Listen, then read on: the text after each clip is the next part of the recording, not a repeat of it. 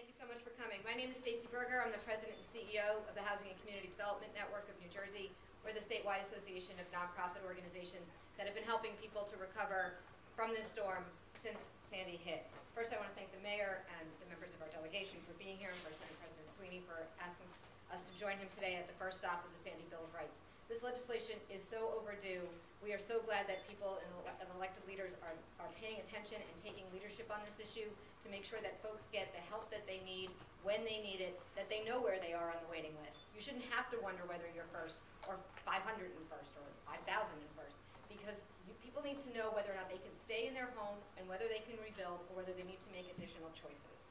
They need accurate, timely information to get back on their feet and into safe places that they can afford to live. Unfortunately, this has been the case for very few residents of our state. We have all heard about folks who have lost their home or lost their business due to Sandy, who were denied help, who were waitlisted, who were inaccurately and inappropriately denied help at a rate of about 80%. The state has done a very bad job reaching people to let them know what their rights are, to let them know how to access the resources that are available, and to make sure that they feel whole. We heard from lots and lots of people, but one woman's comment stuck with me. She said when she was applying for her REM grant, she was made to feel like a criminal. She was treated so badly and so poorly by the people that the state had contracted with that she was made to feel like she had done something wrong to be asking for the aid that she was entitled to, that her congressman went to bat for, to make sure that we get recovered as a state.